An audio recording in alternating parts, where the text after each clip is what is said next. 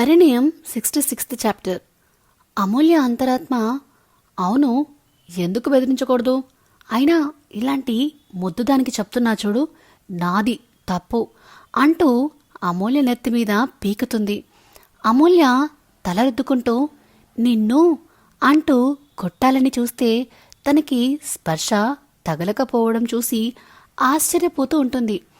అమూల్య అంతరాత్మ, నువ్వు నన్ను పట్టుకోలేవు, అలాగే కొట్టలేవు కూడా. అలాగే నేను నీకు మాత్రమే కనిపిస్తాను, నీకు మాత్రమే వినిపిస్తాను. నువ్వు మనస్ఫూర్తిగా నవ్వేంత వరకు నేను నీ చుట్టూని తిరుగుతాను అని బెదిరిస్తూ ఉంటుంది. ఇప్పుడు నీకేం కావాలి అని అమూల్య అడగగానే, నువ్వు ఆ డ్రెస్ వేసుకోవాలి అని అమూల్య అంతరాత్మ అంటుంది.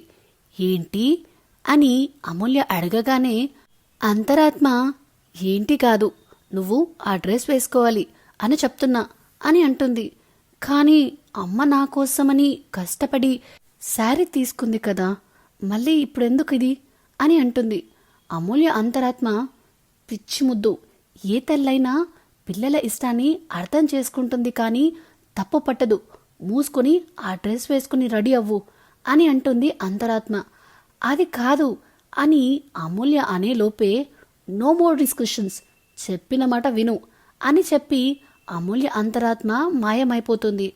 తర్వాత రోజు మార్నింగ్కి నిర్మల ఎప్పట్లా వర్క్ గురించి మాట్లాడుతూ, మేడం ఇది మేడం, అది మేడం అని చెబుతూ ఉంటే అమూల్య వర్క్స్ గురించి వింటూ ఏమేం చేయాలి, ఎలా వర్క్ చేయాలి అనేది కూడా చెప్తూ ఉంటుంది నిర్మలకి. అలా వర్క్ అయిపోయిన తర్వాత నిర్మల, మేడం మీరు పార్టీకి వెళ్తున్నారా అని అడుగుతుంది. వెళ్తున్నా నిర్మల అని అంటుంది అమూల్య. నిర్మల, అలా అయితే మీరు ఇంకా ఇలా ఎందుకున్నారు, రెడీ అవ్వరా అని అడుగుతుంది. పార్టీ ఈవినింగ్ కదా, ఇప్పటి నుంచే వెళ్ళి ఏం చేయను అని అడుగుతుంది అమూల్య. అదేంటి మేడం అలా అంటారు, అసలు ఈ పార్టీ గురించి మీకేం తెలియనట్టుంది. ఒకసారి చెప్తాను వినండి. ఈ పార్టీలో బిజినెస్ మ్యాన్ కన్నా వాళ్ళ వైఫ్సే ఎక్కువగా హైలైట్ అవుతారు తెలుసా. ఇంకా చెప్పాలంటే ఆ పార్టీలో చాలా పాలిటిక్స్ జరుగుతాయి. ఇంకా ఒక్కొక్కరు ఎంత బాగా రెడీ అయి వస్తారో అని చెప్పి ఆ పార్టీ గురించిన విశేషాలు అన్నీ చెప్పి, మీరు ఇలా ఉంటే కష్టం మేడం, రండి నాతో పాటు అని తీసుకెళ్తూ ఉంటుంది నిర్మల. ఎక్కడికి అని అడుగుతుంది అమూల్య.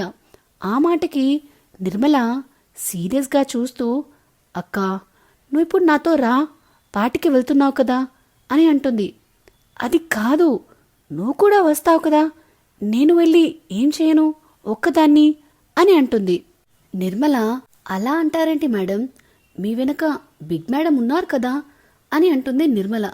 అమూల్య మాట్లాడుతూ, బిగ్ మేడమా అని ఆలోచించి, సరియో అమ్మని బిగ్ మేడం అంటుంది అని అనుకొని, అవును ఆవిడ ఉండగా మీకు భయం ఎందుకు, అయినా మాలాంటి వాళ్ళకి ఎలో లేదు, అక్కడికి బాస్లు మాత్రమే ఉండాలి, ఎంప్లాయీస్ కాదు, అయినా మీకు అక్కడికి ఎలా వెళ్ళాలో తెలియదు, రండి మిమ్మల్ని నేను రెడీ చేస్తాను, ప్లీజ్ రాక్క అని చెప్పి బలవంత పెడుతూ ఉంటుంది.